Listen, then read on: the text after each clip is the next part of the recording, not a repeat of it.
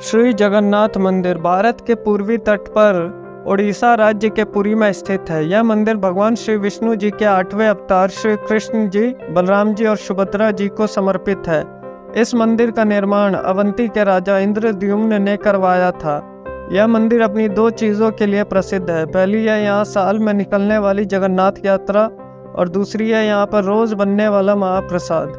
रथ यात्रा एक ऐसा पर्व है जिसमें भगवान जगन्नाथ चलकर सभी लोगों को दर्शन देते हैं और उनके सुख दुख के सहभागी बनते हैं। इस यात्रा में भगवान जगन्नाथ जी के अलावा उनके बड़े भाई बलराम जी और उनकी बहन सुभद्रा जी का भी रथ निकाला जाता है। रथ हमेशा नीम की लकड़ी से बनाया जाता है। भगवान श्री जगन्नाथ जी के रथ यात्रा का फल 100 यज्ञों के बराबर माना जाता है। यहाँ मिलने वाले प्रसाद को महाप्रसाद कहते हैं। टोटल 56 प्रकार के भोग तैयार किए जाते हैं और उन प्रसाद के लिए कुएं का पानी का प्रयोग होता है। बहुत कम लोग जानते होंगे भगवान जगन्नाथ मंदिर के तीसरी सीढ़ी की कहानी। जगन्नाथ मंदिर में प्रवेश के दौरान आपको 22 सीढ़ी चढ़कर भगवान के दर्शन प्राप्त होंगे और हर सीढ़ी का अलग अलग महत्व है, लेकिन तीसरी सीढ़ी का ऐसा रहस्य है जो शायद ही आप जानते होंगे। ऐसी मान्यता है कि भगवान जगन्नाथ जी के दर्शन करके लोग पाप मुक्त होने लगे थे।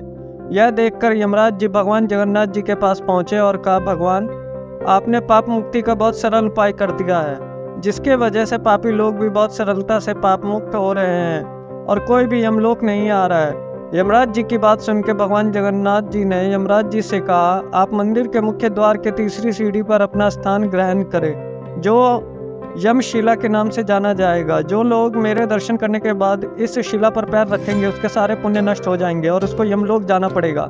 लेकिन आप लोग को चिंता करने की आवश्यकता नहीं।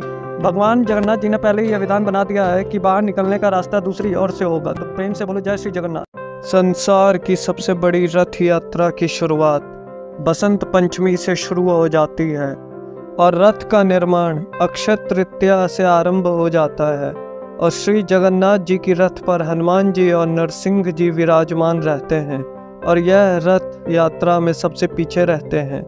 इस रथ की खास बात यह है कि इसको बनाने में किसी भी प्रकार के धातु का प्रयोग नहीं किया जाता है और यह रथ बाकी की दो रथों से भी बड़ा होता है। जगन्नाथ जी का रथ नीम की पेड़ से बनाया जाता है और रथ की लकड़ी प्राप्त करने के लिए स्वस्थ लकड़ी की पहचान की जाती है और जगन्नाथ जी का रथ 16 पहियों से बना होता है और इसमें लकड़ी के कुल 32 टुकड़ों का ही इस्तेमाल किया जाता है। ऐसे ही और फैक्ट्स वीडियोस के लिए चैनल को सब्सक्राइब करें और कमेंट में जय श्री जगन्नाथ लिखें।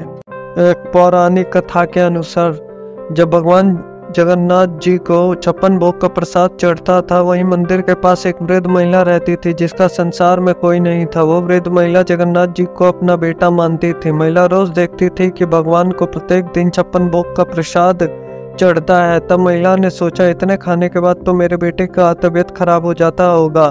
उसी भोलेपन में वो वृद्ध महिला जगन्नाथ जी के लिए नीम का चूर्ण बना के लाई और भगवान को चढ़ाने लगी, लेकिन वहाँ के द्वारपालों ने उन्हें ऐसा नहीं करने दिया और मंदिर से बाहर कर दिया। उसी रात भगवान जगन्नाथ जी ने राजा को सपने में कहा, मेरी माँ मेरे लिए नीम का चूर्ण बना के लाई थी, लेकिन तुम्हारे द्वारपालों ने उन्हें मंदिर में आने नहीं दिया। तभी राजा उठे और भागे भागे उस महिला के घर गए, उनसे माफ़ी मांगे और नीम का चूर्ण लेके भगवान को चढ़ाया। तब से ये विधान बन गया कि भगवान जगन्नाथ जी को प्रसाद खिलाने के बाद नीम का चूर्ण अवश्य दिया जाता है।